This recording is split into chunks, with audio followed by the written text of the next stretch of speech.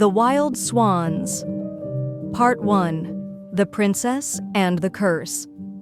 Once upon a time, in a faraway kingdom, lived a wise and beloved king who had 12 children, 11 sons and 1 daughter, the youngest of them all.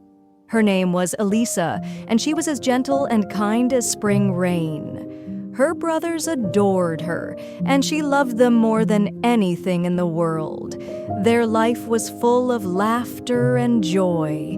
The young princes studied, rode horses, and learned the ways of noble men, while Elisa learned reading, singing, and the art of embroidery. They often played together in the palace gardens or by the sea. But one day, everything changed. The king remarried. His new queen was beautiful, but her heart was cold and proud. She envied the children's closeness and sweetness, especially the light in Elisa's eyes. Soon, she began to plot against them. She sent Elisa away to live in the countryside, far from her brothers. While there, Elisa's days became lonely. Yet she remained patient and hopeful, thinking of the day she would see her family again. But the queen wasn't finished. With dark magic, she cursed the 11 princes. One by one, they vanished from the palace, and when the king asked, the queen claimed they had run away to seek their fortune. But in truth, she had cast a wicked spell. Each prince was turned into a white swan, cursed to fly far from the kingdom, only allowed to be human again for a few brief hours each night. When Elisa turned 15, the king called her back to the palace. She had grown into a graceful young woman, but the queen, alarmed by Elisa's beauty, cursed her appearance too, rubbing a foul potion into her skin to make her seem ugly and mute in her father's eyes. The king no longer recognized his gentle daughter and sent her away again. Heartbroken, Elisa wandered into the forest. There, in the quiet of nature, she knelt by a stream and prayed for guidance. The water seemed to whisper, the trees seemed to listen, and her beauty was washed clean, the spell broken by her pure heart. Then, one evening as the sun set, she saw a group of 11 swans flying across the sky, their feathers glowing in the orange light. Her heart raced. She followed them deep into the woods and came to a hidden lake. There, at twilight, the swans landed, and as darkness fell, they changed, feather by feather, into her brothers. Tears flowed freely. They embraced her, and though the curse had robbed them of words while in swan form, for a few hours that night they spoke, laughed, and wept together like before. But the joy was brief. At dawn, the brothers turned back into swans. Before flying away, the eldest said, "There may be a way to break the spell, but it is hard, cruelly hard. You must not speak a word, not even once, until the task is complete. You must gather stinging nettles with your bare hands, crush them into yarn, and knit 11 shirts, 1 for each of us. Only when the last shirt is placed on the last swan will the curse be broken." Elisa's heart trembled, but she nodded without hesitation. She made a vow. No matter the pain, the silence, or how long it would take, she would save her brothers. Part 2. The Silent Task. Elisa now lived alone in the wild forest, far from people, far from comfort. Every day she searched for nettles, not the soft garden kind, but the stinging, burning nettles that grew in graveyards and rocky cliffs. She tore them out with her bare hands. The thorns sliced her skin, leaving it red and bleeding, but she made no sound, not a cry, not a whisper. At night, she would sit by a fire of dry twigs and spin the nettles into yarn, her fingers raw and trembling. When she had enough thread, she began to knit shirts, 1 for each of her 11 brothers. Each stitch was painful, each night cold and long, but Elisa never stopped. One afternoon, while gathering nettles near the edge of a meadow, a young king from a nearby land came riding past. He saw Elisa, a strange, silent girl with tangled hair, torn hands, and rough clothes. Yet something in her stillness struck him. Her eyes were bright with purpose. Her presence was quiet, but powerful.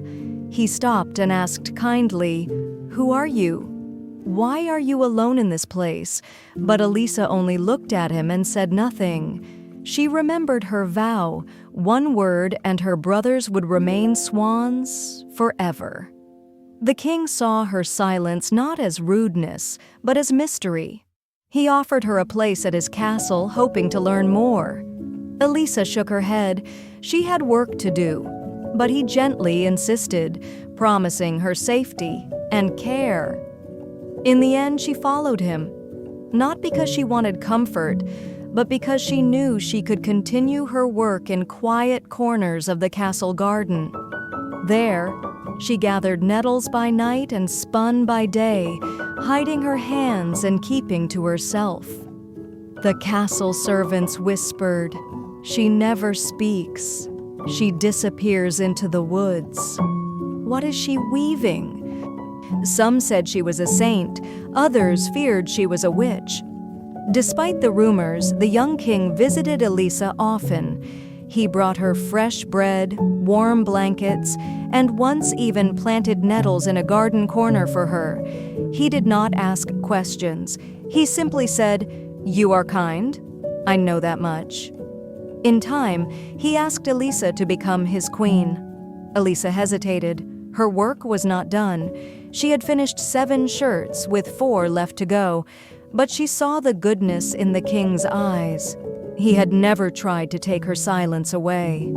So she agreed. The wedding was quiet. Elisa wore a dress of white linen and a crown of meadow flowers. The people cheered, though some still whispered behind closed doors. The king's advisor, a sharp-tongued archbishop, grew jealous of Elisa. He hated how she said nothing, yet drew so much affection. He watched her sneak off to gather nettles in graveyards. He saw the shirts of strange fabric hidden beneath her bed, and he told the court, "She is no queen. She is a sorceress. I've seen her midnight rituals. I've seen the strange cloth she weaves. She must be plotting harm." The king refused to believe it at first, but the people were growing fearful. When a fire broke out in the village, someone claimed to have seen Elisa walking nearby that night. Then a child fell ill, and suddenly the people remembered all their doubts. The queen was arrested. She was silent as guards brought her to trial. She did not argue. She could not. Her lips remained sealed, her vow still unbroken. At the royal court, they demanded an explanation. They held up the shirts of nettles and said, "What magic is this?" Still, Elisa said nothing. The people wept. The king looked torn, but no proof could save her. She was sentenced to death by fire, to be carried out in 3 days. She was placed in a tower cell high above the sea. But Elisa did not give up. She still had 4 shirts to finish, and only 3 days. Her hands were nearly ruined, her body weak from grief. But she worked. Through the bars of her window, her brothers flew in at night in their swan form, their eyes filled with sorrow. They could not speak, but they knew what she was doing. They stayed until dawn, then flew away before the sun rose. She worked until her fingers bled.